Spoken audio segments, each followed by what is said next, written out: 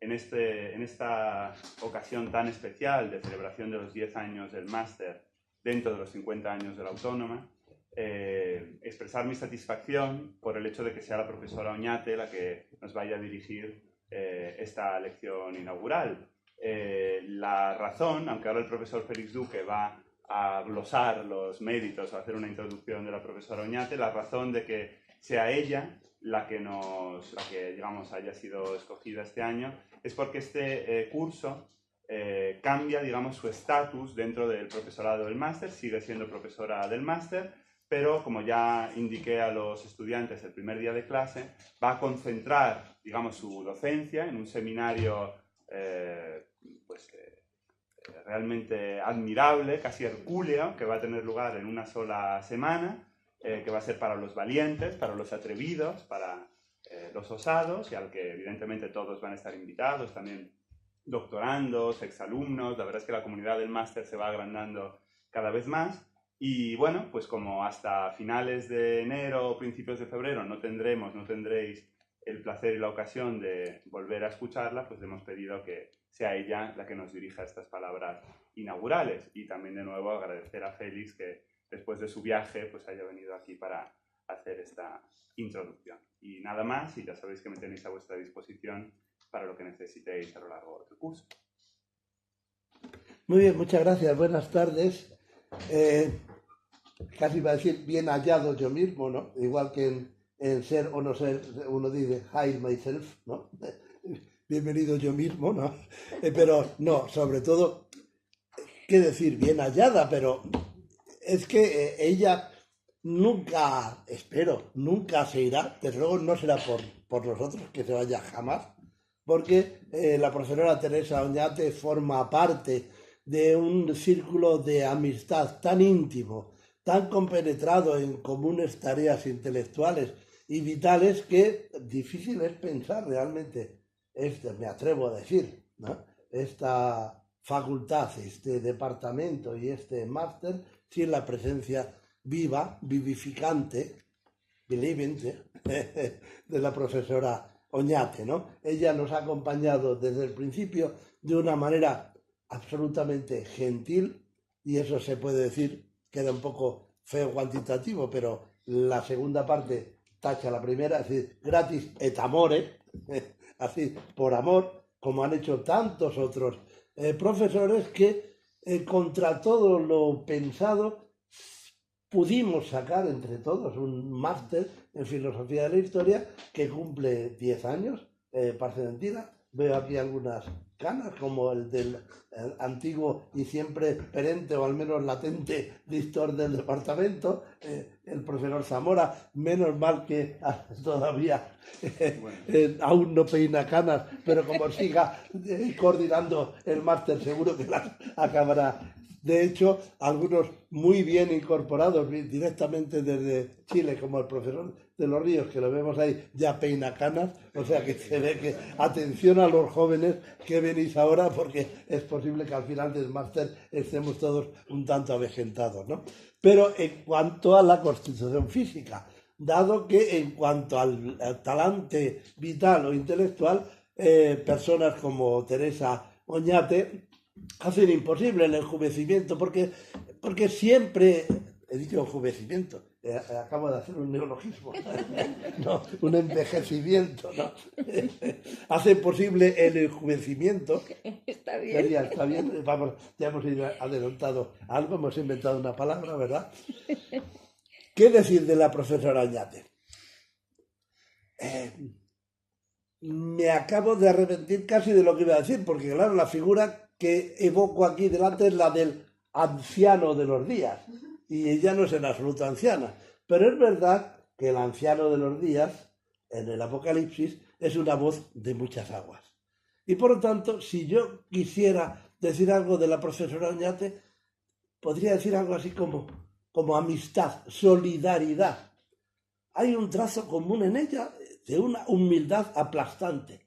Yo, que sinceramente, a fuer de idiota, soy muy poco solidario en ese sentido y colectivo. Solamente una vez trabajé con un colaborador, pero ese colaborador ya es profesor, O sea que bueno, tampoco lo hice tan mal. De alguna manera me eligió él a mí. Me refiero a nuestro recién nombrado profesor Eduardo Zazo, ¿no? Que también pertenece, faltaría más al máster. Digo, los libros de Teresa Oñate son un ejemplo de solidaridad compartida. Es decir, es como si ella tuviera la humildad rebosante, como la voz de muchas aguas, ¿verdad?, de dejar que los demás participen en el festín intelectual sin arrogarse ella el privilegio de ser Teresa Oñate y Zubía, que es lo que obviamente por nacimiento y rango le corresponde. Pero ella, digamos, es tan generosa que de alguna manera siempre trabaja en temas de hermenéutica, ontología y estética, los tres pilares en los cuales ha levantado un edificio muy sólido y siempre en progreso, siempre en modificación. Y, como os digo, siempre con otros. Es decir, esta facilidad asombrosa que a mí ciertamente me falta, y ya es demasiado tarde, ¿no? ¿Qué voy a hacer? Para pensar con los demás, sentir con los demás, trabajar, escribir con los demás. Ese es un rasgo que me parece admirable, justamente porque yo seguramente no lo tengo para mi mal. También es verdad que vengo de una época en la que nosotros éramos una suerte de dinosaurios en nuestra caverna, cada uno haciendo nuestras cosas y además con muchos pinchos en la entrada por si acaso alguien osaba meterse en nuestra caverna, ¿verdad? La profesora Oñate no en vano enseña, como sabéis, en una universidad a distancia, pero su distancia es tan cordial que constantemente la corta, de manera que nos reúne de cuando en cuando para que estemos junto con ella, porque ella la presencia viva lo necesita absolutamente. Hacer un recuento de todas las obras que ella ha trabajado es casi imposible, de largo y enjundioso a pesar de todo que yo pudiera ser. Os recomiendo que miréis sin más su página web, pero es verdad que temas como posmodernidad, los griegos, la presencia siempre viva, cordial, de Gianni Vattimo a su lado, ¿no? Ella se presenta un poco como la presentadora de Vattimo en España, pero Teresa Oñate es mucho más que eso, es alguien que sabe escuchar a Gianni Vattimo y que lo transforma cordialmente en problemas que son muy suyos y también muy nuestros, muy de este castigado pago que ahora no sabe muy bien dónde va, pero que ella intenta, a pesar de todo, seguir manteniendo unidos. Sin ir más lejos, no hace ni siquiera un año que nos convocó a todos como presidenta de la Sociedad Académica de Filosofía justamente en Barcelona.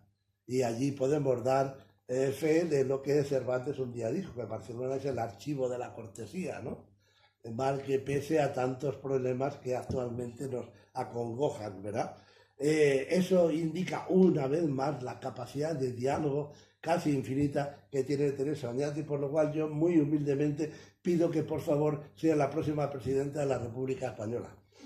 Seguramente no querrá, pero no podrá ser, pero tanto me gustaría, porque aunaría tantos problemas que están en conflicto y sabría llevarlos a buen puerto, que seguramente nos iría a todos mejor en lugar de andar con Pucci y sus compañías, ¿no? Sus malas compañías.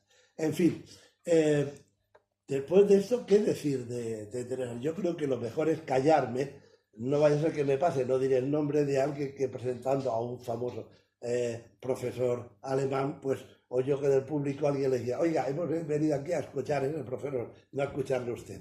Así que desde ahora yo me callo y dejo hablar muy cordialmente a mi queridísima amiga Teresa, permite que te llame Teresa, sin más, porque quizá el privilegio de unos pocos es que puedan ser llamados por el nombre propio, ¿verdad? Y Teresa, aparte de Teresa de Lisieux, que parece un petit suisse, ¿verdad? O Teresa de Jesús, es simplemente Teresa, ¿no? Así que muchas gracias. Bueno, yo no sabía que iba a encontrarme con ese encomio inicial.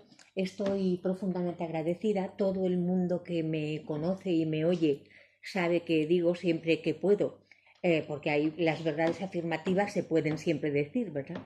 Que este es el lugar académico, universitario y filosófico donde yo me encuentro más a gusto, como pez en el agua, en mi elemento, porque es donde más aprendo. Empiezo con esta lección, ¿verdad?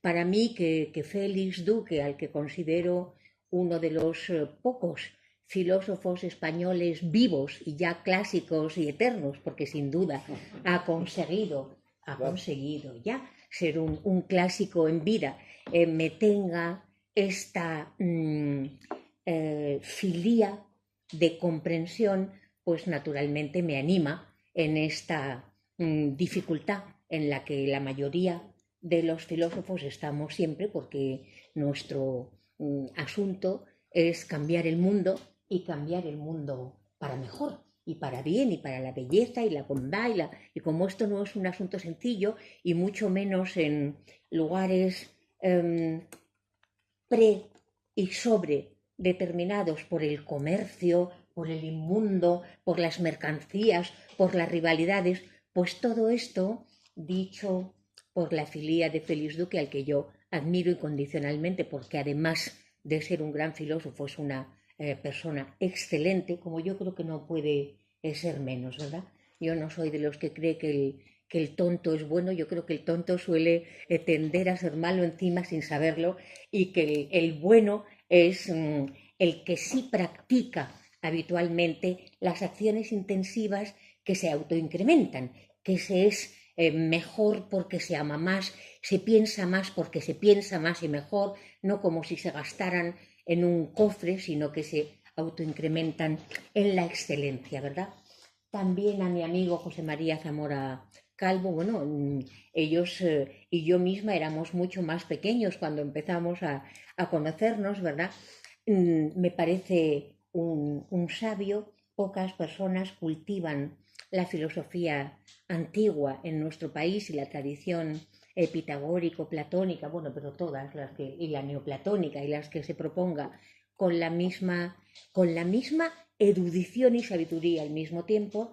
Y por lo que se refiere a Valerio Oroco, pues era todavía mucho más pequeño que yo cuando era pequeña, ¿verdad?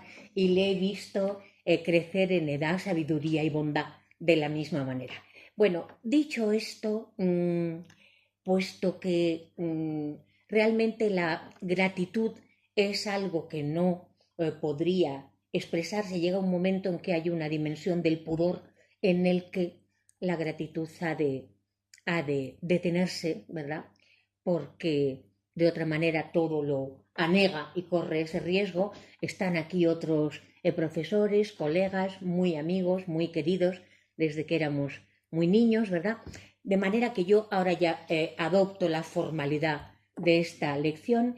Agradezco profundamente al profesor Félix Duque, director de este máster en Filosofía de la Historia, Democracia y Orden Mundial, y al coordinador actual de este máster, el profesor Valerio Oroco, que hayan depositado en mí la confianza y la responsabilidad de esta lección. Agradezco a mis colegas y muy amigos que estén aquí esta tarde y saludo especialmente a los alumnos que van a iniciar su vida filosófica en este máster, que tienen el privilegio de iniciar su vida filosófica en este máster, porque este máster ya es, sin exageración ninguna, esta vez ya la hipérbole se remansa, es uno de los lugares académicos y filosóficos de mayor prestigio y mayor reconocimiento, tanto nacional como internacional. He conocido colegas en Latinoamérica, pero también en Europa, que me comentan que no solamente tiene el kairós de la pertinencia de tratar lo que hace falta tratar para la geopolítica, para la comprensión de dónde estamos y para la filosofía crítica, y los he encontrado todos ellos en crescendo, o alumnos, ¿verdad? Hace poco una alumna mía que hacía conmigo el trabajo de fin de máster decía, yo no me podía imaginar que se pudiera aprender tanto, he aprendido tanto y de cada uno que yo no podía suponer que eso fuera posible. Así que muchas gracias a todos y a todas, a los que inician el máster en esta andadura. Sinceramente les envidio por este privilegio. Me gustaría tener su edad y empezar otra vez a conocer todo esto en las mejores manos, ¿verdad? Bueno, pues dicho eso, si os parece, vamos a empezar con esta lección a la que yo he llamado Filosofía de la Historia e Isonomía, apuntes sobre el eterno retorno de lo igual a partir de Hegel, y me vais a permitir que ahora acelere un poco porque apenas tenemos una hora que desde luego es muy poco tiempo para hablar de la eternidad, que es de lo que vamos a hablar, ¿verdad? Pero eso sí, no puedo empezar directamente, introducirse por el medio, como dice Deleuze, un media res, sin introito, sin preámbulo, sin protocolos. Solo haré uno, y es aconsejaros, sugeriros que para lo que es el desenvolvimiento en profundidad vengáis a ese seminario intensivo que haremos la última semana de enero, en que voy a concentrar la enseñanza viniéndome a vivir aquí, como si me fuera a la UNAM de México o a Torino, ¿verdad? Y una cuestión metodológica. Ya empezamos a trabajar y os ruego que participéis activamente en esta comprensión. ¿Cuál? El tipo de racionalidad que vamos a poner en juego aquí puede ser llamado pensamiento conjetural o bien pensamiento o racionalidad hipotética o condicional. En el sentido, yo creo que cada vez estoy más convencida de que solo la racionalidad condicional da cuenta de la complejidad del discurso filosófico crítico, por ejemplo, del estilo siguiente. Supongamos que la tesis de Nietzsche sobre el ewige Wiederkehr des Gleichen, el eterno darse la vuelta otra vez de lo igual, no es una tesis de cosmología, no es una tesis de física ni celeste ni terrestre. Entonces, inmediatamente para los entendidos, aparece, y Eduardo Zazo ya me mira, y claro, Karl Lewit, que intentaba que hubiera una reunión de Nietzsche con los griegos a partir de una comprensión naturalista de los griegos. Bien, estoy quitándolo, iremos con orden. Si no es, este es el tipo de razonamiento, si no es una tesis, al menos de manera principal, de cosmología, por lo tanto de física celeste o terrestre, y tampoco es una tesis, al menos de modo principal, de moral, en el sentido de las mormoris, de las costumbres, de la ética entendida como moral, es entonces que una tesis sería, este es el razonamiento condicional que quiero defender, sería una tesis de ontología hermenéutica y filosofía de la historia con estatuto y alcance de teología política. Dicho de una manera más sencilla, estaría el eterno retorno de lo igual, la tesis en la que culmina la sabiduría de el así habló Zaratustra, sería una tesis sobre el ser de la historia y la subjetualidad que puede pensar y desear y promover ese ser. Este es el tipo de razonamiento que vamos a tener conjetural y abierto, lo cual no deja de tener un enlace riguroso entre prótesis y apódosis, ¿verdad? Si fuera tal que entonces el elemento vinculante no por eso deja de estar intacto. Bien, una vez dicho eso como frontispicio, es necesario hacerse cargo de que toda tesis de filosofía de la historia, sobre el ser de la historia, involucra, lo cual parece bastante obvio, por mucho que todo esto sigue siendo un discurso en cierto modo de vanguardia en lo acostumbrado de las academias de filosofía, involucra una ontología del tiempo y una ontología del espacio. Yo siempre sostengo, ¿verdad?, que lo más complejo para todos nosotros los mortales es saber dónde estamos. En general, eso es un asunto de una complejidad inmensa, según además cuál sea el juego de lenguaje en que nos situemos. Así que esas ontologías de la temporalidad vienen exigidas por una filosofía de la historia que si estuviera defendiendo, ya veremos al final qué significa esto, pero al menos lo habremos inscrito en su superficie contextual adecuada, que es gibt, que hay un eterno retorno de lo igual. ¿Y qué significa esto igual, igual ahí? Las ontologías de la temporalidad que conocemos, sobre todo de manera esquemática, ¿verdad?, para los fines que nos importan a nosotros ahora, son sobre todo dos.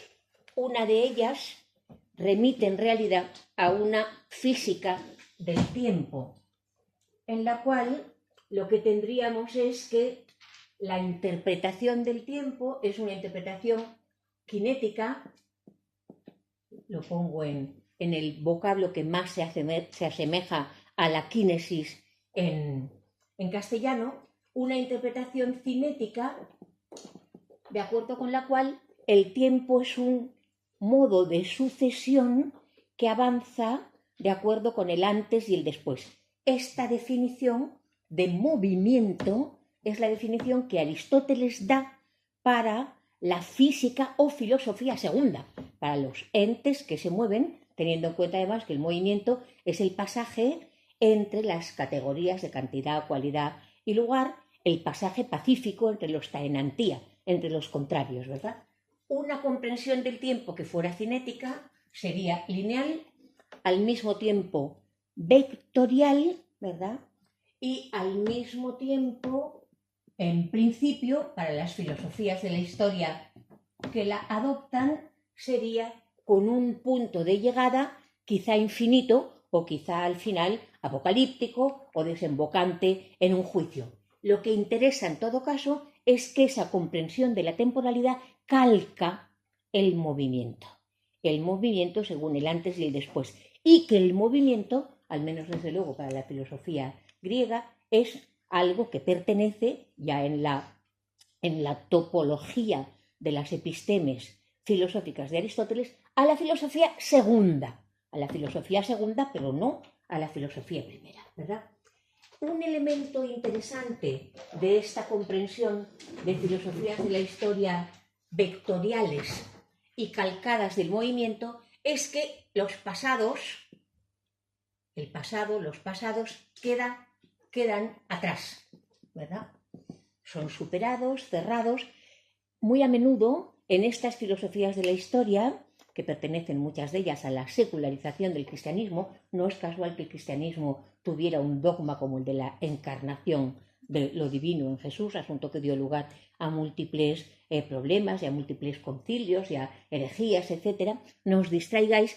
Esta dimensión cinético, vectorial, lineal, establece una adjudicación de la modalidad, la ontología modal de lo probable, contingente, necesario, real, posible, adjudicando al pasado una dimensión cerrada de necesidad clausurada, ¿verdad? El pasado ya no está, el pasado pertenece al ámbito de lo necesario. Acordaros de Leibniz, ¿verdad? En aquello tan famoso, si César no hubiera pasado el Rubicón, sí, pero lo pasó, y entonces eso establece al menos una necesidad hipotética que en relación a los pasados cierra su posibilidad. Los pasados quedan atrás, se les adjudica ser necesarios, y la dimensión de posibilidad y hasta de contingencia, no toda posibilidad es contingente, y hasta de contingencia se reserva al futuro, ¿verdad? Esto no os puede enseñar nada porque es el modo habitual, es decir, es el modo de sentir el tiempo que tendría el kiosquero del kiosco de periódicos de nuestra vecindad, ¿verdad? El presente es esa cosa contingente que apenas casi existe porque está entre un pasado que ya no es y un futuro que ya no es. Este elemento será llamado por Nietzsche enfermedad de la historia, enfermedad del contingentismo, del memento mori, de la imposibilidad de ninguna dimensión de eternidad, de ninguna dimensión de creatividad. Esto será convertido en una enfermedad del estrago, donde ni siquiera ya puede reposarse bien. Pero en cualquier caso, lo que me importa es que toda la fuerza de la escatología, de la salvación, se pone, en el caso de estas comprensiones cinéticas del tiempo, se sitúa en la esperanza, incluso una esperanza utópica, del futuro, ¿verdad? El futuro es entonces lo que carga con toda la dimensión, de tal manera que, para entender coloquialmente lo que Nietzsche está criticando con metafísica, metatafísica, ¿verdad? Es el siempre después, más allá, el vaciamiento de ningún presente y de ningún pasado, solo proyectado en aquello por venir que de todos modos no está. Utopos adinaton es para un griego lo imposible, no tiene lugar, es un absurdo sencillamente porque no tiene espacio. ¿Cómo sabemos que estas dimensiones de la temporalidad escatológica, nimbadas de utopía y de esperanza, son mitológico-violentas? Lo sabemos porque la ontología de la temporalidad griega, que es como mínimo una tetralogía, ¿verdad?, consideraría que estas mitologías son, primero, mitológicas por ser antropogenésicas, por ser una proyección. Esto es lo que considera Grecia, la Grecia filosófica en general, que es mito, desde Xenófanes, por ejemplo, ¿verdad? Mito es aquellas proyecciones que el mortal, ya sea de sus costumbres, ya sea de sus hábitos, de sus dimensiones, hace sobre lo eterno y lo divino. A eso se llama mito, ¿verdad? Bien, pues esta dimensión sería llamada mitológica por antropomórfica, pero además violenta por ser inmensamente reductiva. Esto es lo que vamos a ver por contraste. Ofrece un contraste espectacular, recrear lo que voy a llamar la tetralogía de la ontología temporal helena, ¿verdad? Para Grecia hay 4 temporalidades. Hace poco en una tesis en la que también estaba el profesor Gabriel Aranzuque hablábamos de esto en relación con a Levitt y a la cairología y a Walter Benjamin y a Heidegger. Las 4, no os distraigáis, las 4 temporalidades que distingue Grecia son una estructura.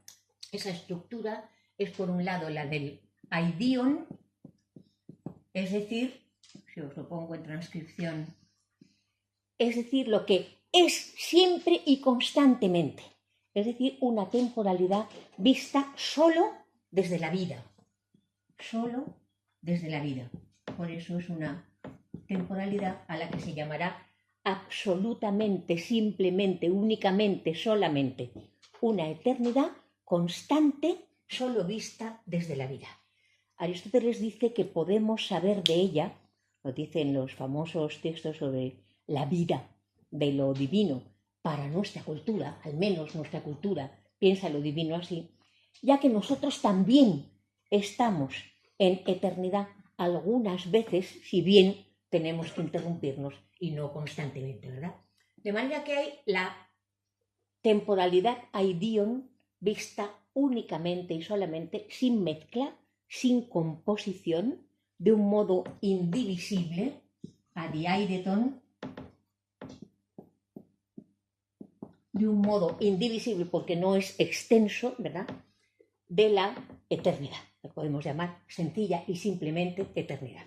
Grecia es tan exigente que ni siquiera pensará nunca que el alma que ha nacido pueda ser eterna de una manera necesaria, ya que si nació, se compuso y no era constantemente y siempre. Si lo dibujarais en una línea de la temporalidad, sería un continuo, ya veremos si para ser continuo tendría que dar la vuelta o no. La temporalidad aidion se contrapone en su máxima tensión diferencial a Cronos. El titán, que no es un dios, Cronos es el de la temporalidad vista desde la muerte. Desde la muerte significa que tiene, para poder dominar sobre el lugar, tiene que destituir al anterior. Es un tiempo fálico, un tiempo edípico. La ilustración mejor que podemos ofrecer es la de el titán Saturno, Cronos, devorando a sus hijos en la tela de Goya en el Prado, ¿verdad? Es un titán impotente y por eso prepotente, como suele ocurrir, ¿verdad?, que lo que hace es tener que ocupar el lugar, está siempre a punto de perder el lugar y tiene que dominarlo. Ahí no es posible no recordar el canto sexto del coro de la Antígona de Sófocles. ¿Os acordáis cuando dice el hombre, al intentar dominar el mortal sobre el lugar lo pierde? Porque el mortal tiende a confundir el ser con el no ser, ¿verdad? Bien, pues entre Aidion y Cronos, entre la eternidad vista desde la vida, la temporalidad eterna y la temporalidad vista desde la muerte, se da una estructura de enlace, un logos, ¿verdad? Todavía en Homero podemos descubrir el término logos como aquello que enlaza las espigas de trigo en una gavilla, o como el lenguaje y la palabra que enlaza las sílabas y los sonidos, ¿verdad?, con la enorme apertura. Bien, pues este logos es aión. Este es el instante eterno que, como notáis, participa de los dos mundos, participa de la eternidad, pero es fugaz. Le ocurre, eso sí, que no se genera y se corrompe, sino que aparece y desaparece. El instante eterno, del que sí tenemos experiencia los mortales, participa y enlaza ambos universos, ¿verdad? Por ejemplo, en el Zaratustra, cuando en el mediodía dice el sabio Zaratustra, no se ha parado el tiempo en esta hora, no se ha parado Cronos. Cronos ha dejado de ser el que está sucediendo, calculando, no se ha parado, no es todo redondo y sereno. Claro que esto le asusta a Zaratustra y dice, venga, vámonos de aquí inmediatamente, no se vaya a producir una siesta eterna, ¿verdad? Si no tenéis experiencia extática, que no cronológica, de una temporalidad eterna, inmanente como es esta, preocuparos bastante, haced algo, haced lo que tengáis que hacer, porque claro, esta es la eternidad inmanente del orgasmo sexual, del éxtasis estético, de la obra de arte auditiva, de la contemplación de la buena conversación, de un instante eterno, una eternidad inmanente. Ahora bien, hay una cuarta temporalidad. Como veis, claro, ya aquí la reducción a Cronos queda como una violencia a lo más elemental. Cuidado, que ni siquiera lo más simple e indivisible, sino aquello en lo que cualquier síntesis, al dividirse, daría lugar a los elementos, ¿verdad? La más violenta, la más elemental, la que pertenece solo a la sobrevivencia. Pues la cuarta dimensión de esta temporalidad es Kairos.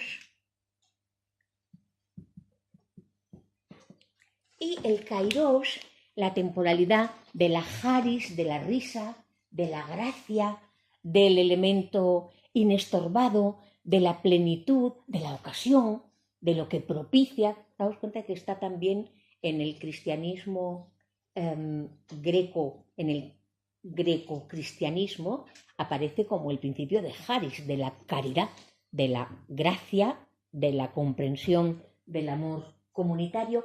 ¿Qué pinta, si queréis decirlo así, Kairos en esa trilogía? Dice por dónde.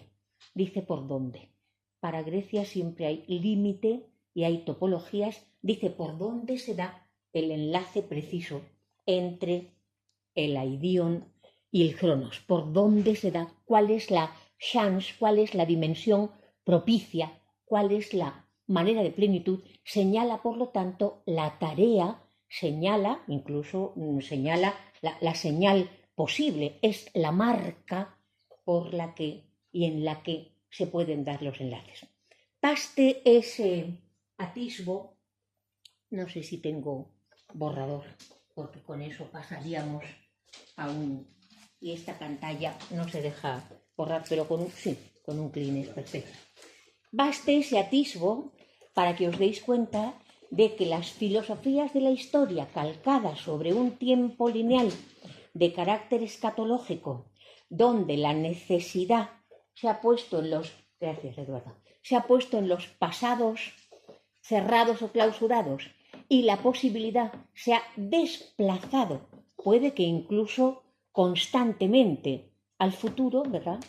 Dejen, sobre todo, de manera obvia, independientemente de nuestro juicio, produzcan una reducción enormemente violenta de lo que son los modos de temporalidad helena. No es casual que fuera, sobre todo, a partir de Nietzsche, aunque ya Hegel y Hölderlin conocían en profundidad la helenidad, que sea Nietzsche el que denoste como un elemento de barbarie directamente esta reducción de la temporalidad como modo de ser de la historia, como modo de ser de la historia, ¿verdad? Desde el punto de vista hipotético que estamos trazando, si Nietzsche hubiera intentado, con el eterno retorno de lo igual, contravenir, romper la temporalidad lineal de la escatología secularizada que estaba empezando a aflorar directamente en la burguesía emancipada y emancipatoria, al mismo tiempo colonialista, al mismo tiempo etnocéntrica, de su propio siglo XIX, esta dimensión no sería un mero recuerdo, no sería una rememoración erudita, sino que tendría la vocación de inscribirse en una praxis política que afectaba a los basamentos de la civilización occidental. Y de incluso el modo de procesar la historia de sus, cuidado con esto que me interesa mucho lo que digo ahora, de sus culturas filosóficas, es decir, la historia interna de las épocas filosóficas que configuran o que conforman la historia de la filosofía como historia de la búsqueda de la verdad. Bien, pues, fijaos, si esto se tiene en cuenta, ¿verdad?, nos sirve ya para hacernos cargo, no puedo evitar ahora que ha surgido lo de barbarie, hacernos cargo de un texto que os recomiendo encarecidamente que leáis en este punto, un texto de Nietzsche precioso que se llama La filosofía en la época trágica de los griegos, así como el nacimiento de la tragedia le gustó muchísimo a Wagner, este ya no le gustó porque vio que ahí había cosas que él no podría ser nunca un filósofo, ¿verdad? En este texto hay un clamor en la parte inicial, es un texto sobre la filosofía presocrática. Los filósofos en la época trágica de los griegos son los preplatónicos, porque Sócrates es el gran engendrador de los alucinados del trasmundo, aquel cuyo representante es Eurípides en escena, es decir, el que termina con la tragedia. Dice en El nacimiento de la tragedia Nietzsche, la tragedia no muere por decadencia o por falta de vitalidad, como pasa con otras artes que son sustituidas o con otros, sino que se suicida. Y se suicida con Eurípides porque Eurípides hace caso a Sócrates. Y ocurre entonces con las tragedias de Eurípides una cuestión completamente contratrágica. ¿Cuál? La de yo soy justo, tengo derecho a ser feliz. Con esto desaparece todo el elemento de moira, de destinación, de comprensión de la conexión de logos difracto entre la vida y la muerte, la enfermedad, la salud, la cordura, la locura. Un logos difracto que pertenece a un límite que tiene dos lados, pero son asimétricos entre sí, ¿verdad? Bien, pues, solo para que nos hagamos cargo de lo que está en juego, en ese texto dice Nietzsche, solo entre los griegos la filosofía está justificada. Es un texto espectacular, como la mayoría de los de Nietzsche, ¿verdad? En todas partes somos pordioseros que tenemos que andar legitimándonos solo. En Grecia la filosofía y mi hermano el arte están justificados. Pero hace tiempo que hemos venido a parar entre bárbaros y ya no sabemos cómo librarnos de ellos, ¿verdad? El asunto que está aquí en juego no es, por lo tanto, el de una reproposición identitaria. Quien sojuzgue esto tiene pereza y no espera a escuchar las palabras de Nietzsche, no una reproposición identitaria de la Grecia histórica que ya se dio. No, bástenos por el momento con retener que el espacio-tiempo de una ontología estética, de la aistesis, de la percepción y de la noesis del pensamiento, no cabe de ningún modo en una física del movimiento histórico. Pierde además, de paso, cualquier dimensión divina inmanente, de eternidad y divinidad inmanente, que se queda colocada siempre en una promesa casi como en el asno de Buridán, ¿verdad? El que va corriendo detrás de la zanahoria. En fin, qué metáfora tan violenta y qué triste, ¿verdad? Mejor la quitamos. ¿Qué interpretaciones ha tenido por el momento el eterno retorno de lo igual, que desde luego parece tener que ver con la comprensión y no mera rememoración, sino reproposición de la ontología del tiempo y el espacio? De paso, también pasaría lo mismo, un espacio del lenguaje, un espacio poemático, un espacio retórico, un espacio de la persuasión, un espacio documental o historiográfico, no es el de la mera extensión divisible de la física, ¿verdad? Le hemos visto aparecer en el enlace del logos difracto, que enlaza por síntesis disyuntivas, enlaza por la diferencia. Le hemos visto aparecer en el kairos. Estos son modos de espacialidad topológico-lingüística racional que no pertenecen, si es que la hay, a una realidad lingüística y física independiente de esta. Todos esos son problemas que vosotros tendréis que estudiar y considerar. Por el momento, baste con esta comprensión de modo, de semaine y de indicar en qué contexto debemos que movernos. ¿Cómo se ha interpretado el eterno retorno de lo igual de Nietzsche? Y solamente cuando paseemos un momento por los endoxa, por las opiniones autorizadas o más llamativas, ¿verdad? Más capaces de metáforas vinculantes y de adhesiones, iremos entonces a ver cómo es posible que lo entendamos desde Nietzsche mismo. Igual que cuando entre Dellenburg, ¿verdad?, decíamos Aristóteles ex Aristóteles, es decir, Nietzsche desde Nietzsche.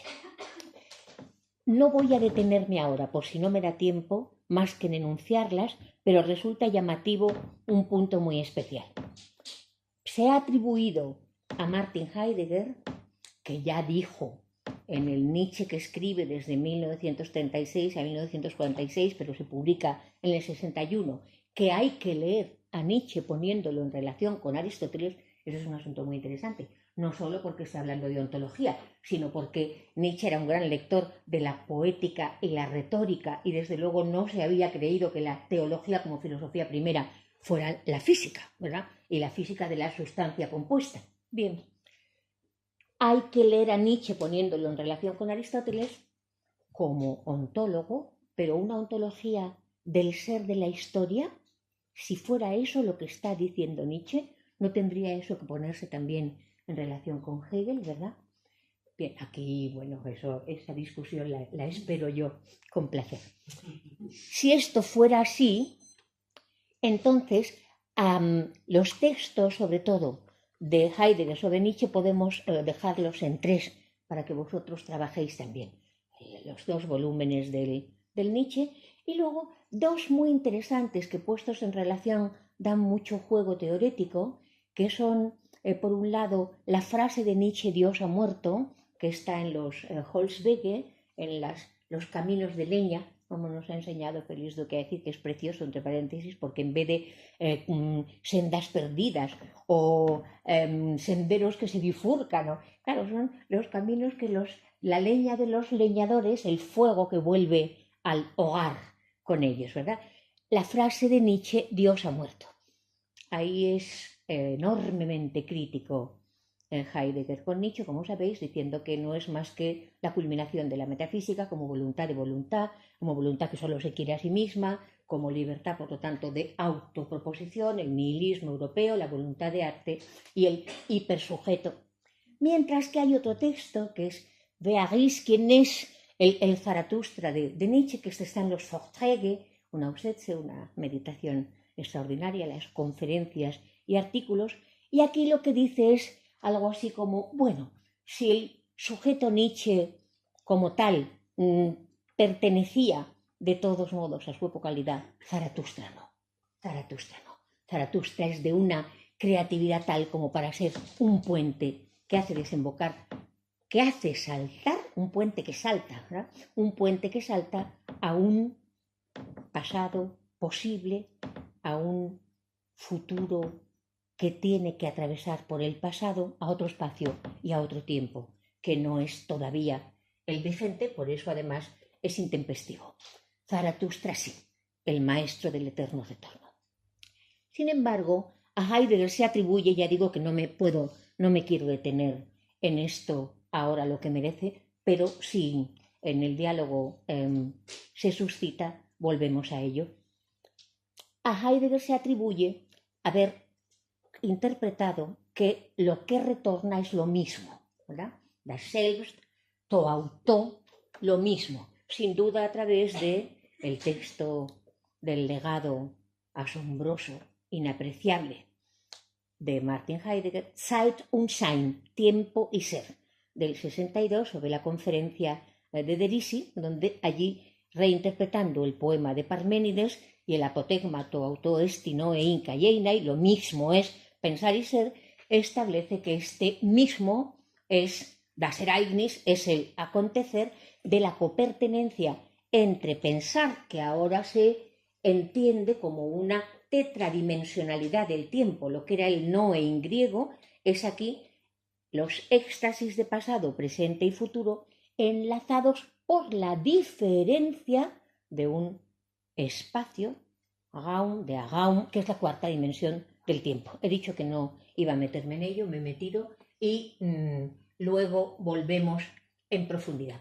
Lo mismo es lo que retorna, se atribuiría a Martin Heidegger, intérprete del eterno retorno de lo igual en Nietzsche. Pero Nietzsche no ha dicho lo mismo, ha dicho lo igual, ha dicho das Gleichen, no ha dicho lo mismo, ¿verdad? La otra interpretación que como metáfora vinculante atrae en el ámbito del postestructuralismo, ya explícitamente declarado a sí mismo como posmodernidad filosófica, no del país estilo, ¿verdad?, sino como posmodernidad filosófica contrapositivista y contra historicista desarrollista, es la de Gilles Deleuze. Esta es una comprensión también conocida. Gilles Deleuze se declara nietzscheano, se declara heraclíteo, ¿verdad? También espinocista por otras razones. En cualquiera de los casos, la interpretación de Deleuze es que el eterno retorno es de la diferencia, de la diferencia. Yo remito en esto no solamente a Nietzsche y la filosofía, que es un texto bien bonito y muy sencillo de leer, también a la serie 24 completa de Lógica del Sentido, ¿verdad?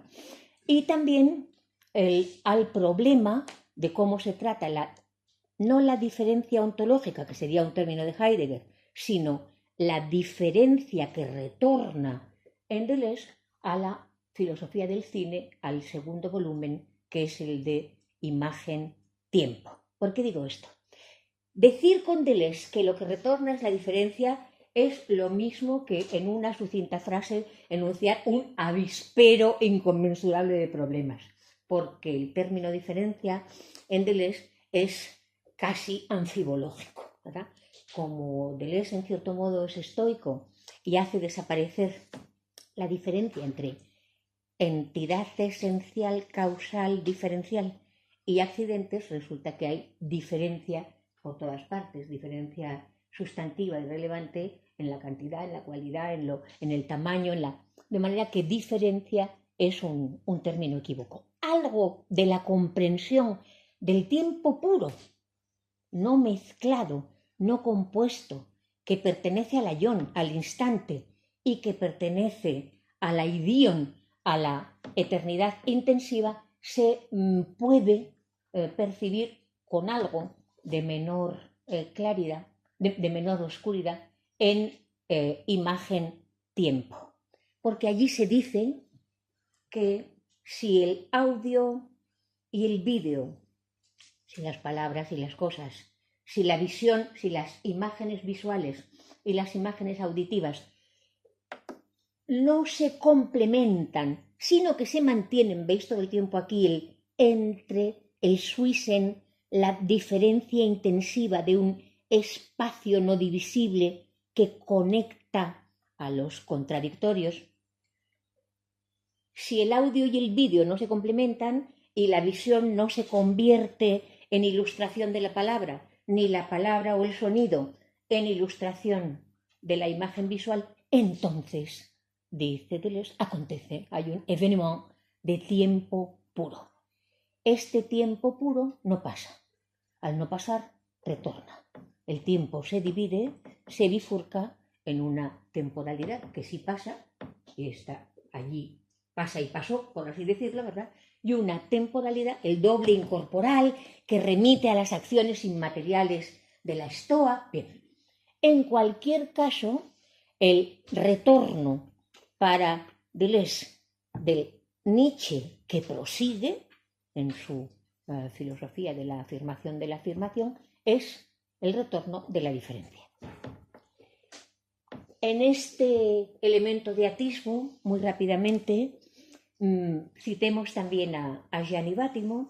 Los textos de Vattimo sobre Nietzsche son esencialmente uno muy de juventud, Hipótesis su Nietzsche, después la introducción a Nietzsche, que es un texto estupendo porque ya le trata como hermeneuta y se hace cargo de la historia de la crítica, un texto precioso sobre la comprensión ética del eterno retorno, que se llama el sujeto y la máscara, el sujeto y la máscara, y luego un diálogo con Nietzsche en el que se recogen artículos que estaban distribuidos en revistas no encontrables, etc. ¿Cuál es la interpretación que hace Vattimo del eterno retorno de lo igual de Nietzsche? Se aproxima mucho a la comprensión o a la incardinación, yo creo que indispensable, del eterno retorno como tesis de ontología hermenéutica, es decir, de ontología de la interpretación, y de filosofía histórica. Él le llama filosofía histórica, no filosofía de la historia, ¿verdad? Esto lleva a Vattimo con bastante lucidez a hacer notar que la última fase, la de Zaratustra, el anticristo y el crepúsculo de los ídolos de la genealogía habitual de Nietzsche, en realidad no puede nunca separarse, pero cuidado con esto, si lo consigo, si no fracaso del todo en contarlo, no puede separarse del segundo periodo, es decir, del periodo que llamamos ilustrado, el de humano demasiado humano, Aurora y la Gaia Ciencia, pero no de una manera normal, ¿verdad? Porque si no, qué mérito y qué importancia y qué interés habría en que la tercera fase no fuera separable de la segunda. No, sino en que si el primer periodo es el de la genealogía, el segundo, el periodo ilustrado de la deconstrucción de todos los prejuicios de la metafísica y todos los ídolos, y el tercero, el del eterno retorno y el Zaratustra y el anticristo, ¿verdad? Aquí lo que propone ya Vattimo es que leamos esos nexos hacia atrás.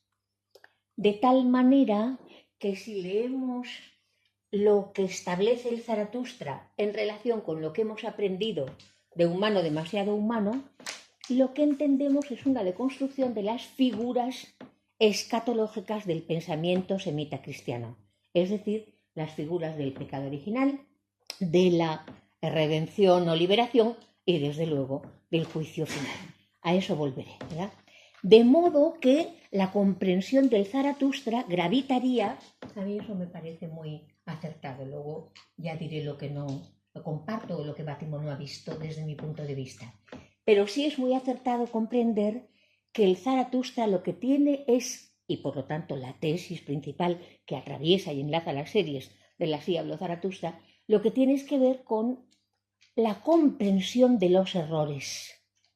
Asunto que desde mi punto de vista, y estoy en esa investigación, luego no puedo ofrecer más de lo que diré al final, tiene que ver con una distinta comprensión de Hegel, ¿verdad? La comprensión de los errores.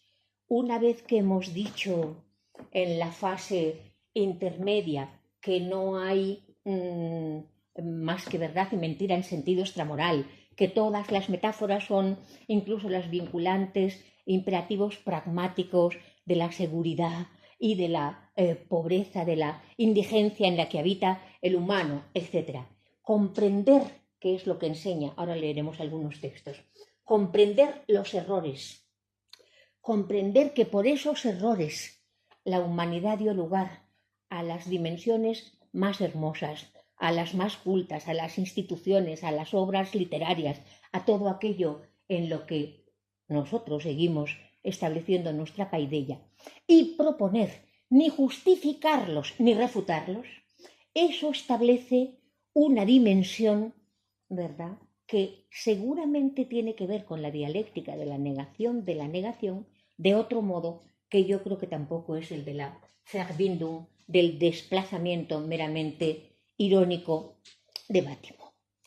¿Esto qué significaría? Ahora leeremos 3 o 4 textos y ya estamos metidos en Nietzsche, ¿verdad? ¿Qué es lo que yo creo que no ve Gianni Bátimo? No es lo mismo una filosofía histórica que tuviera que ver con Dilthey, como él propone, ¿verdad? Incluso, desde luego, con el Heidegger que cree continuar a Nietzsche, pero discutiéndolo, haciendo además 2 Nietzsches para salvarse a sí mismo de haber participado en el rectorado del 33 con el nacionalsocialismo, en fin, todo asuntos que importan mucho a lo que nos ocupa. No es eso lo mismo que entender que esa tesis se refiera al modo de ser de la historia, al modo de ser, entendiendo que ese ser es un retorno de la igualdad.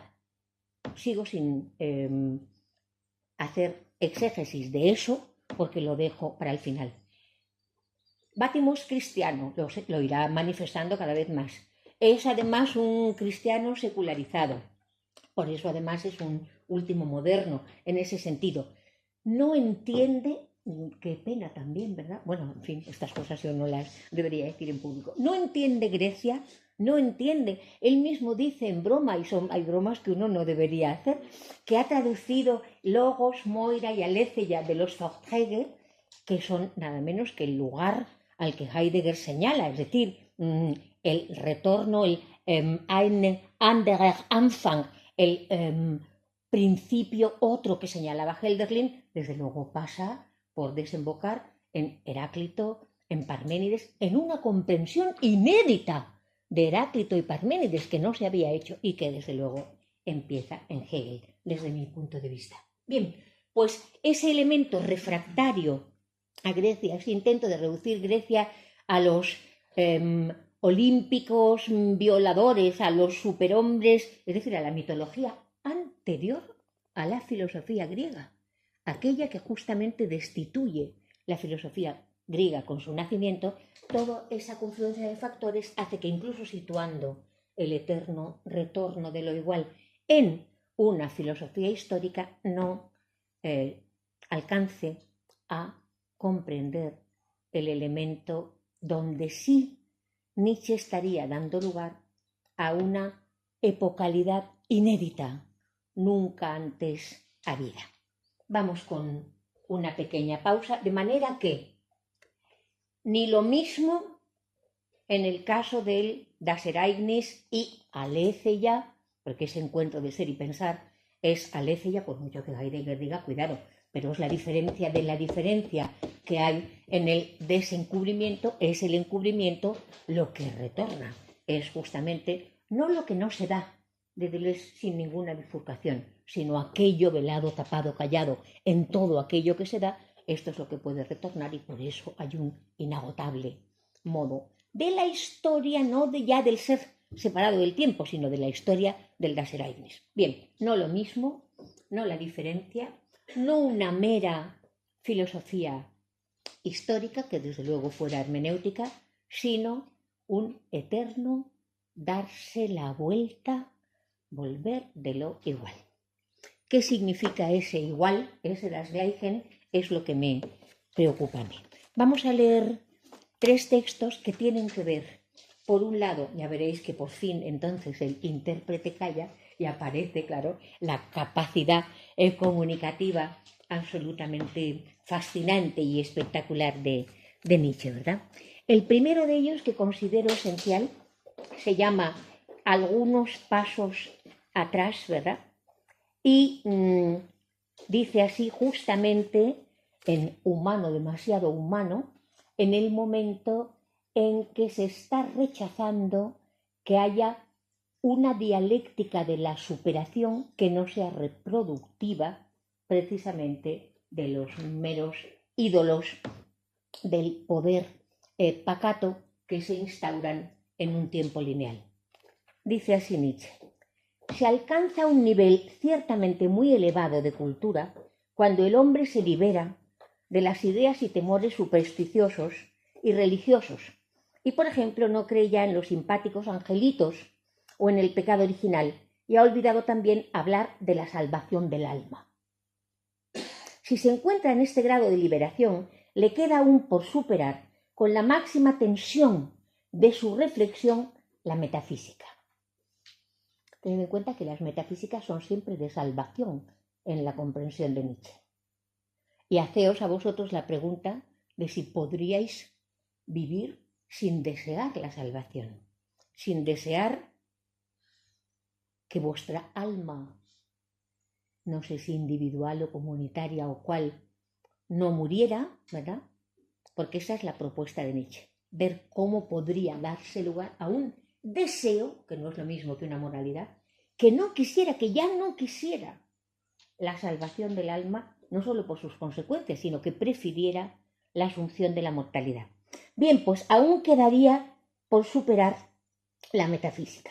Después, sin embargo, es necesario un movimiento hacia atrás. Debe comprender la justificación histórica, como también la psicológica, de semejantes representaciones. Debe reconocer cómo se ha originado de ellas el mayor progreso de la humanidad y cómo sin tal movimiento hacia atrás nos veríamos privados de los mejores resultados obtenidos hasta ahora por la humanidad. Con respecto a la metafísica filosófica, son cada vez más numerosos aquellos que veo alcanzar la meta negativa, que toda metafísica positiva es un error, pero aún muy pocos quienes dan algunos pasos atrás. En otras palabras, es preciso mirar por encima del último travesaño de la escalera, pero no querer permanecer en él. Los más iluminados solo consiguen liberarse de la metafísica y volverse a mirarla con superioridad, mientras también aquí, como en el hipódromo, al término de la recta es necesario girar. ¿Cómo se puede hacer, por lo tanto, para no repetir una epocalidad y para al mismo tiempo no liberarse de proseguirla de un modo que la supere y la desprecie, ¿verdad? Bien, voy a ir más deprisa aún. Hay varios textos, si nosotros miramos desde Nietzsche, que pueden ser elocuentes. Pido solamente algunos hitos. Hay uno asombroso que circula por internet, que podéis leer, que se llama Destino y Tradición, asombroso, de un Nietzsche con 17 años, que está leyendo a Hölderlin, a pesar de que se lo prohíben en el instituto, y entonces plantea, pues está con la reseña del Enesidemus y con los postkantianos y con Jacobi, Mendelssohn, la polémica del ateísmo. Tiene 17 años, está en el instituto, ¿verdad? Bueno, Nietzsche siempre fue joven, claro, murió con 44, de manera que todas estas cosas que comentamos suceden en casi una década, ¿verdad? Bien, pues en ese momento, dice Nietzsche, traza la siguiente aporía: estamos condenados o a ser unos epígonos estragados, a lo sumo como nota a pie de página erudita de todo lo ya descubierto por el pasado. Cuanto más conscientes seamos, más nos ocurrirá esto, o bien a ser unos neófitos ingenuos, ignorantes, que crean que han descubierto algo porque no conocen que estaba dicho en algún otro lugar. A no ser, valiente papel, ¿verdad?, o ser epígonos decadentes, eruditos prescindibles, o ser neófitos, ingenuos, ignorantes, a no ser que el pasado sea posible. A no ser que el pasado sea posible. Y que las adjudicaciones de la filosofía modal clásica no sean lo necesario para el pasado, lo contingente, abierto, creativo, indeterminado para el futuro. Si esto fuera así, habríamos encontrado la eulisis, ¿verdad?, de la aporía que estrangularía la historia. Habríamos encontrado el pasaje. Esta misma temática, como todos vosotros sabéis sin duda, es la de la segunda intempestiva. Ya estamos en 1874, no es separable de la que se produce a final del año, Schopenhauer como educador.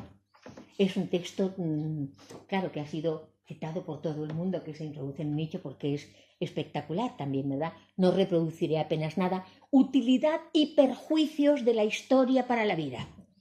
Bueno, claro, en efecto, los eruditos, el memento mori que hemos comentado al principio, la fugacidad en la que es imposible tener ningún suelo para ninguna creatividad, ni siquiera ninguna dimensión de eternidad, el carpe diem, eso es tan desafortunadamente frecuente, el turista estragado que se convierte en alguien que pasea con paladar ya sin ninguna delicadeza, que necesita golpes de efecto para...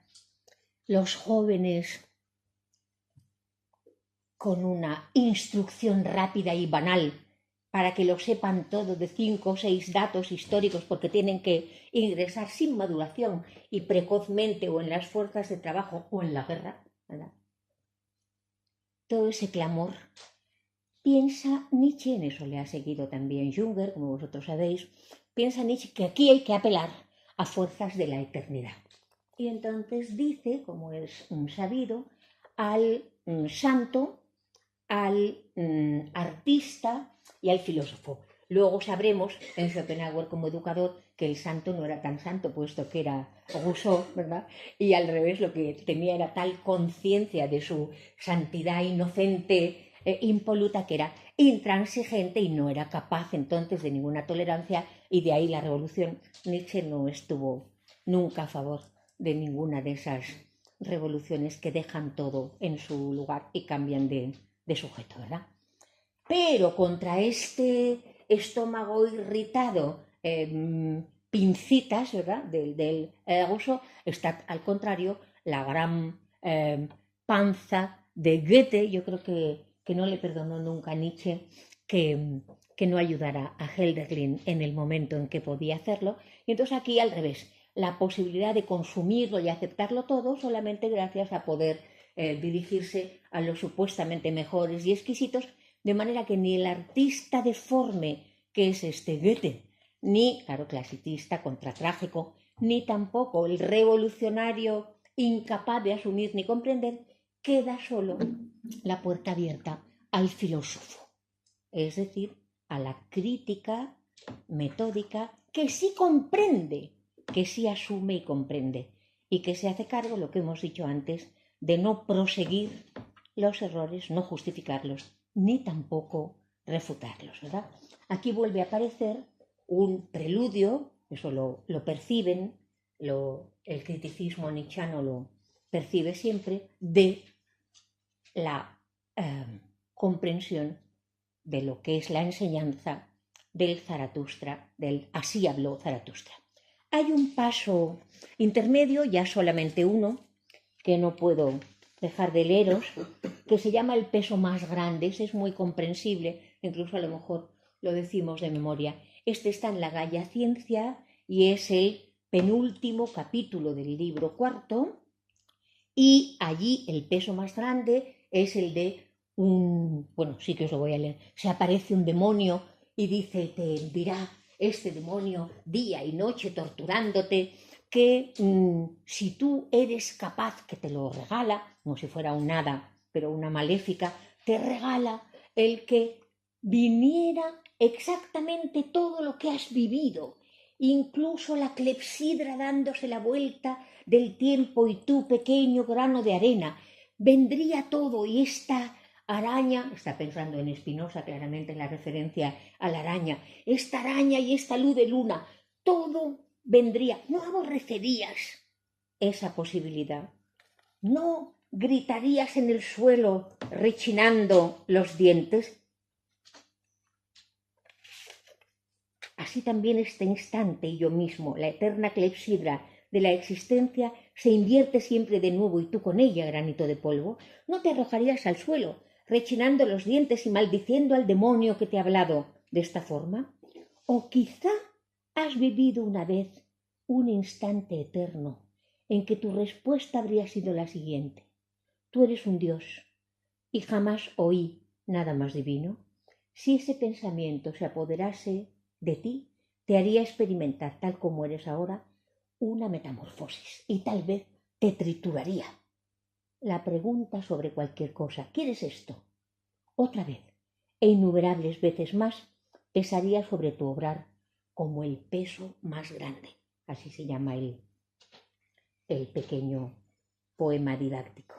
Pesaría sobre tu obrar como el peso más grande. O también, ¿cuánto deberías amarte a ti mismo y a la vida para no desear ya otra cosa que esta última eterna sanción, este sello? Esa formulación, como veis, no es solo moral, se dirige a la subjetualidad del deseo. Podríamos querer, claro, elementos implicados en esto serían, por ejemplo, la crítica luterana de la confesión, ¿verdad? La falta de cuidado de sí, diríamos de un modo Foucaultiano, teniendo en cuenta a este Nietzsche, que hace que se convierta uno en alguien que luego discrimina al recordar. Aquí no, en esa comprensión también estética, por ejemplo, de Rilke, de vivir de tal manera que siempre pudiéramos recordar con belleza aquello que hicimos y que fuimos, ¿verdad? Todos esos imperativos son entonces los de el que no desear ninguna redención escatológica. Asumir entonces la instancia de una mortalidad que no tendría por qué ser compensada en muchas ocasiones, además, con efectos indeseables. Eso es bastante claro.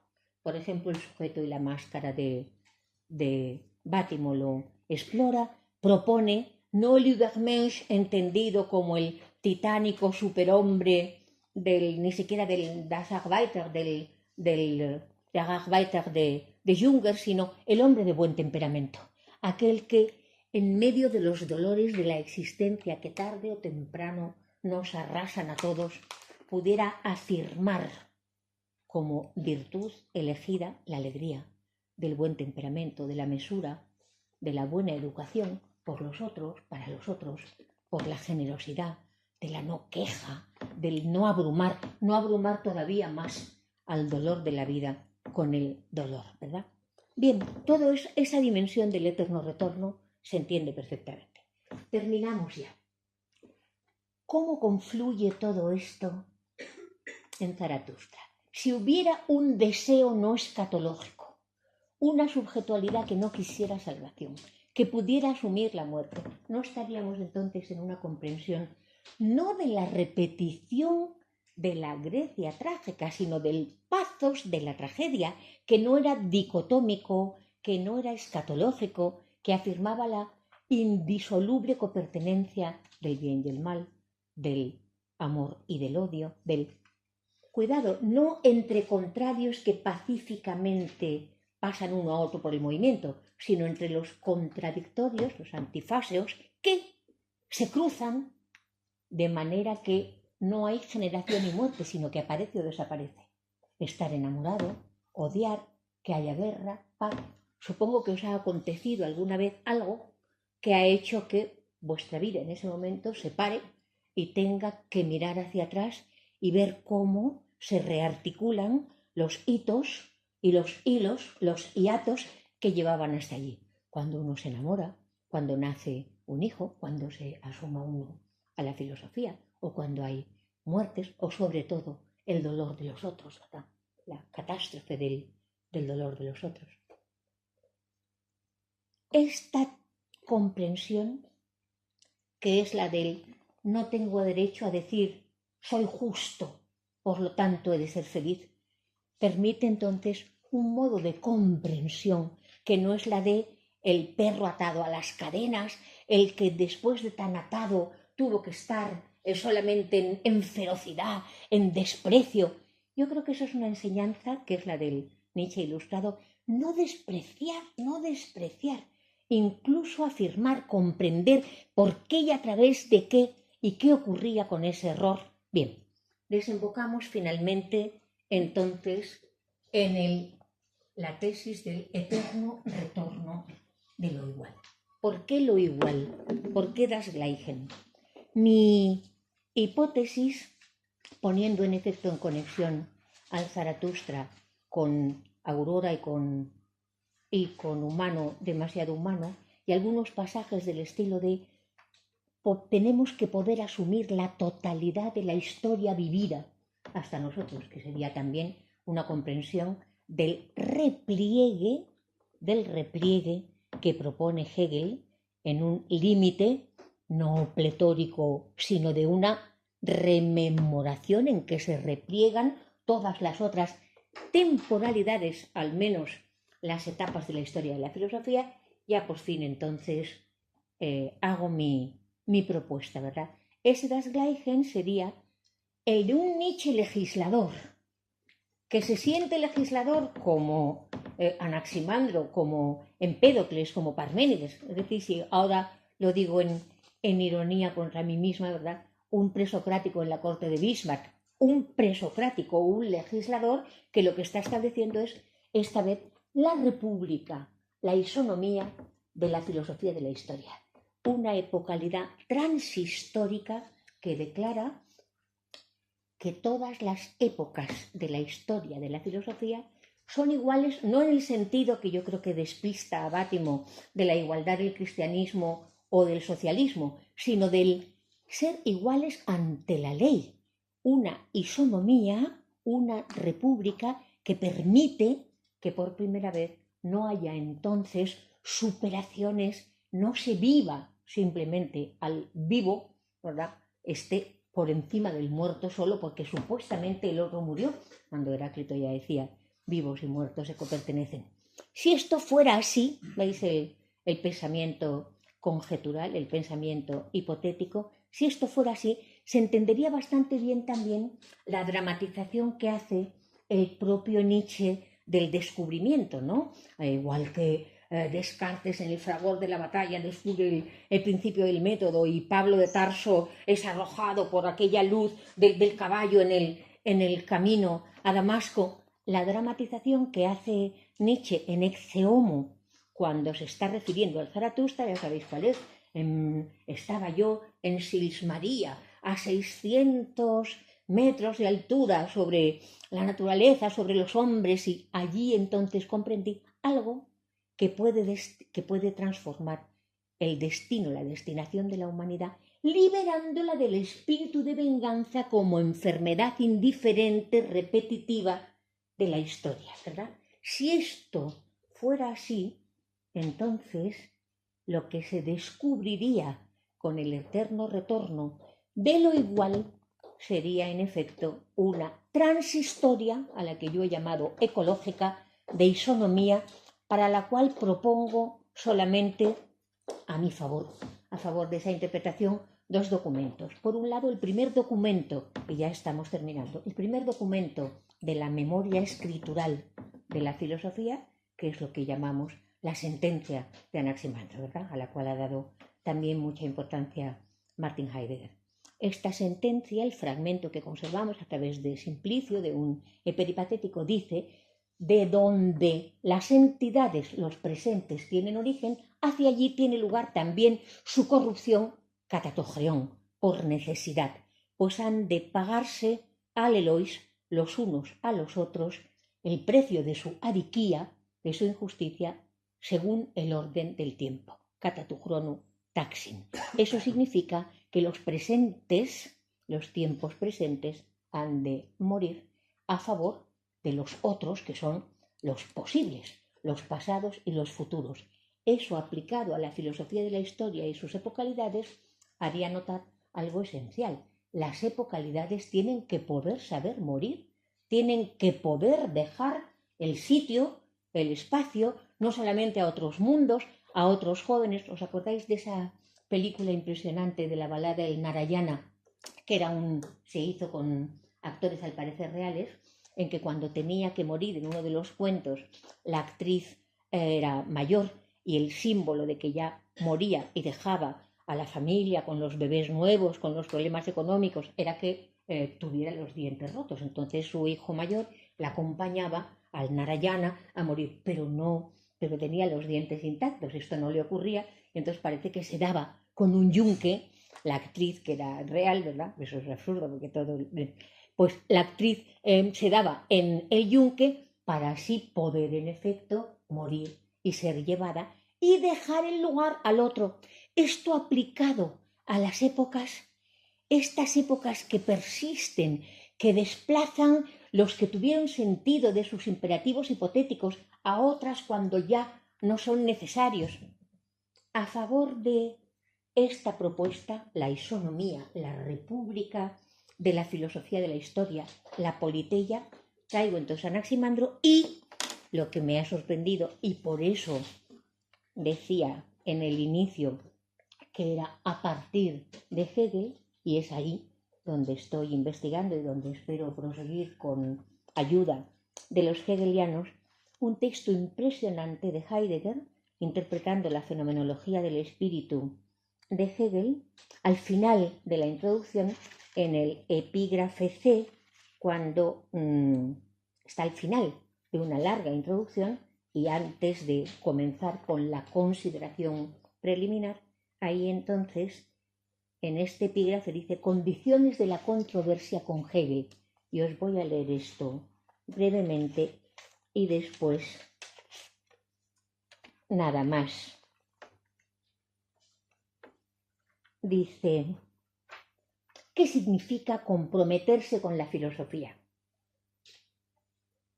A saber, encontrarse con ella en lo que de esencial tiene para sí, ante las tareas que allí se muestran, llegar a la claridad sobre sí mismo, sobre si nosotros, los filósofos, todavía tenemos y podemos tener tareas esenciales, y si es así, ¿cuáles? Este comprometerse con lo esencial es el núcleo de la controversia realmente efectiva, sin la que toda interpretación sigue siendo ciega y una mera actividad laboral.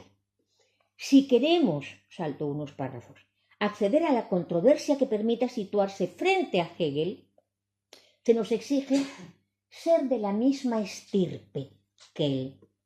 E incluso entonces, cuando al pronto solo podamos empeñarnos en cultivar en nosotros una disposición apta para una controversia, justamente en ese momento, precisamente en ese momento, sobre todo debemos oír esta exigencia, ser de la misma estirpe. Quiero mirar el texto en alemán por si dice igual estirpe o dice la misma. De la misma estirpe, no idéntico y tampoco lo mismo, de la misma estirpe. Esto no es aquí la igualdad de un así llamado punto de vista, tampoco la pertenencia a una escuela, todavía menos la concordancia en proposiciones y conceptos, y aún menos todavía la igualación niveladora del darse la razón mutuamente respecto a los siempre iguales resultados y progresos de una investigación.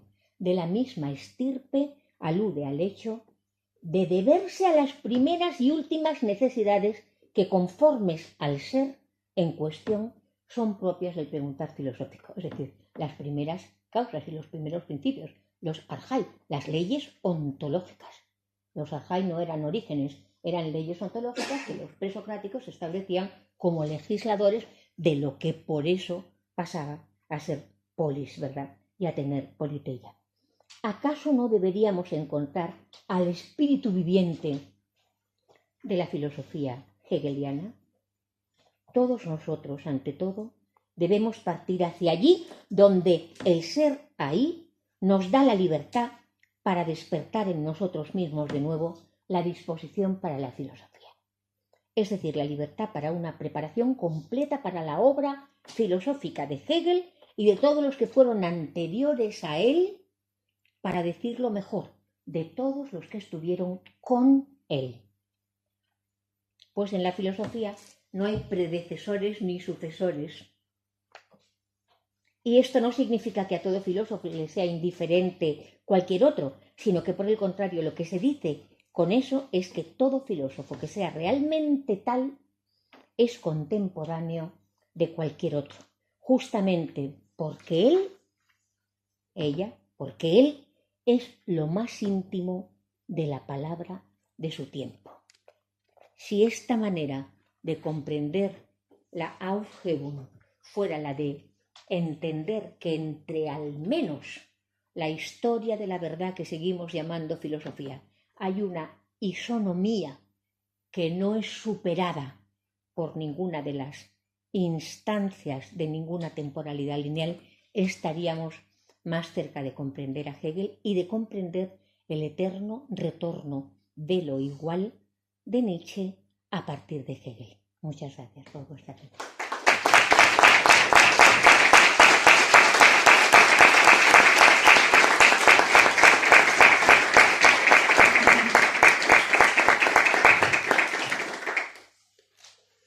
Muy bien, muchas gracias. Es conmovedor escuchar a un filósofo pensando en voz alta y casi recordando a Hölderlin como si ahora, justamente ahora, salen flores de la boca, ¿no? Es decir, flores porque